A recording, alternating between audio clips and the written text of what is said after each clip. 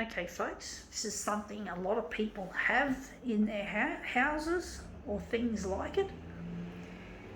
It's a real deep and meaningful thing, as well as a household ornament, or an affirmation ornament, to be quite precise.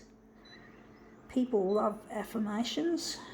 They seem to think that it brings a bit of magic to their home or to their lives. They sort of think that affirmations, like words carved out of wood, can bring the intended emotion. I'm not interested in that kind of tokenism, if that's the way of putting it. It's really quite, in my opinion, quite shallow, but it shows people are searching for hope or something, which I'll show in a moment. But a lot of people want to believe that these carved in words can actually speak truth into their lives, but they don't seem to have a good handle on how it happens. Let's see if we can make this look any good. But I picked one up from a second-hand shop. Let's see what it actually is. It's the word love carved out of wood. The little hanging doobie cost me $3 second-hand. It's even got gold leaf of some descript. So yeah, people want to believe in love, and they think that these carved renditions do something. I don't understand how, if you haven't got love in your life, and most people don't, how can a piece of wood actually make the situation better? I used to have one of my dad's brother's wives was a real affirmation person. I had a lot of problems with negativity myself, and she tried to teach me how to use affirmations to overcome it. And for me, I couldn't overcome the negativity just by words. Words are not good enough. I've now overcome at least the worst of my negativity, although I'm actually not with the person that I love. And again, love is important in my life, to be honest, folks. And I'm missing a loved one. So I feel this can't make my situation any better. I need to be with that person. But basically, I fucked up my life because of my negativity, and I did some stupid decision making, including throwing Luigi's phone number. Luigi is the name of this bloke. Throwing it in the bin. I was that negative, folks. So now I've been learning for the past more than 9 years how to love and how to overcome the past, and trying to pave the way for a brighter future. So overcome the things that I did wrong in the past, and then pave the way for a bright future, so that no more damage is done, especially from the past. And the past is really toxic, so I have to basically rebuild from the ground up. Now I only need a slight enlargement. So basically, I'm just rebuilding my life. I'm trying to get my photocopier work on television, in the hope that I'll find my long lost love, Luigi. So this work that I'm doing is a positive step in my mind. It helps make me feel like I'm also doing something kind of useful. Instead of just sitting back and watching television, I'm trying to get on television, in the news, in the primetime news. I'm trying to get that happening. And basically,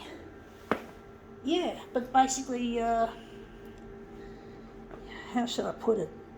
That is quite therapeutic for me, trying to get this stuff on air and trying to I feel I've got something useful happening. And I love photocopiers, and I want to build a better photocopier one day. One day I want to become CEO of a future photocopier company, and I want to build photocopiers that are good for the environment and good for the human race, and that the workers don't get worked like Chinese slaves. So we have to build something that I'm passionate about. We've got to put, when we build this new copier system, it's got to be built out of stuff like recycled materials, and it's got to be it's got to last at least 60 years, the machinery. And basically I'm just trying to think what I'm going to do with this. So basically I'm trying to build something that'll last decades rather than just 5 years. So you got to love what you do to do a good job of it. Otherwise you could end up like the man in Konica Minolta called Shah Yamana, and he doesn't love photocopiers, and he doesn't have any love in his heart, and he hates anything that comes between him and his dirty dollar. So loving money, there is one kind of love that we must not have, and that is the love of money. So I'm going to use this as our original, is the love of money. The love of money is hatred, a form of hatred, and it doesn't survive. It doesn't help people survive. It doesn't make people happy. It causes crime. It causes sadness. It causes madness, if I use a bit of a rhyme. And you can't make the human race any happier. This is capitalism and consumerism, and people like Shah Yamana of Konica Minolta fame, you can tell in the way the machine operates and how it feels that it's not built with pride or love. There's no love or pride in the manufacture or the design work. You just get the feeling it just lets you down. It's a letdown product, folks. But basically I want to build copier systems that are friendly to the environment, as I just said, and also friendly to the people who manufacture it.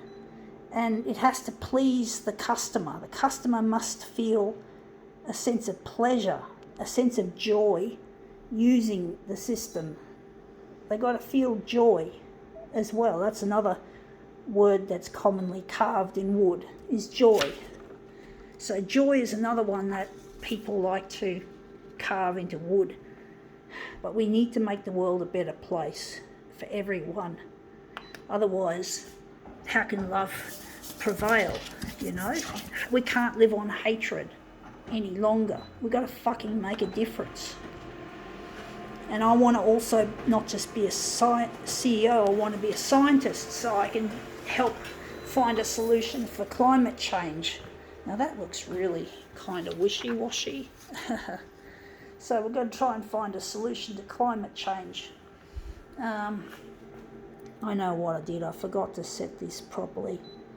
But basically you've got to find a solution to climate change, because these rich people like Shah Yamana, they're basically punching more CO2 into the atmosphere with their constant manufacturing, and they don't seem to understand, you know, that we can't have this planet heating up any more than that 1.5 degrees or something or other. They've said that they can't have it, otherwise it's over tipping point, and then there's going to be problems with the polar ices melting, low-lying island nations are going under.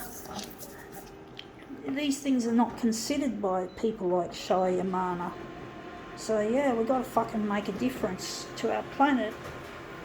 So I want, and that's the thing, most of the money that I earn as a CEO, and that looks good, most of the money that I earn as a CEO indeed must go towards science and humanities. We can't keep fucking up our planet any more than we have. We can't live like this, folks. I forgot to switch that on. That's okay, it worked out well. But basically, see what I mean? This is what hate built this machine. Hatred. I can feel it. I feel hatred with this piece of shit. This stupid user interface doesn't work properly. It's fucked. It's fucking awful. And this is what I'm telling you, folks. We can't just build things because we want to make money. We got to fucking build things because we want to love our product and love the human race and love the environment, not money. Money, the love of money is a fucking evil thing, and people just don't get it. I'm so fucking over this love of money, folks. I get so angry and frustrated. I have no fucking power at this stage to do anything about it because these fucking rich people are in control. The likes of Shah Yamana won't let go of their job for someone like myself in the future. So, you just get the feeling that these equipments are built with hatred in mind. And it is. It's not this. It's hatred. Stupid Shah Yamana can just fucking go jump. I hate him. I hate his guts. I fucking hate Shah Yamana. He can go fuck himself. He can go fucking stick a toner cartridge up his fucking ass. He deserves it. He likes his money. He can go fuck it. Go fuck his shit. And his shit, folks. Make no mistake. And the machinery we build will be built out of recycled materials. So all that e-waste that gets dumped in places like China and India will be cleaned up, and our machinery will be built in Australia. Built in Australia, that's it. We're going to build it all on our territory, and we're going to make sure the workers get a good pay, a brilliant pay. We want to pay them a little bit more than they're worth, because we have to look after our own fucking workers, not treat them like slaves, like made in China, made in Vietnam, which some of these components of these machines were made. I think most of it was made in China, a bit of it made in Japan, but Japan is not a good place to work because the workers are overworked, and sometimes they just collapse in the street because they don't get enough time to go to sleep at night. So they're being treated like shit. Again, the love of money and all this competition with money. So I'm really angry at the world, folks. I'm really angry that we can't stop people like Shah Yamana profiteering off the environment and the human race. Of course, Konica Minolta like to make it sound like they're environmentally friendly. I don't think a short-lived copier system of 5 years is going to fucking qualify as a fucking environmental friendly thing. So, I'm sick of it. I hate the love of money, folks. It's one thing I do fucking hate heaps, is the love of money. And I will criticise it. I will make these capitalist piggies feel uneasy in my videos. I'm trying to get in touch with a loved one, Luigi, and I'm trying to get on television. So I don't care what these fucking CEOs and other shitheads think of my videos. I want to see them squirm anyway. I'd love to see them be a fly on the wall and see them fucking feeling uneasy. I don't like them, folks. Shah Yamana and all the other CEOs can go fuck themselves. They don't know how to build a copier system. They don't know how to build anything. Just how to make money and use smoke and mirrors advertising to convince people that their product is good. Bullshit. I say bullshit. Call out bullshit to Konica Minolta and other companies. Dickheads. I hate Konica. I hate fucking capitalism, folks. Anyway, that's a bit minimalist. That looks interesting. I think now we can call this angry demo quits.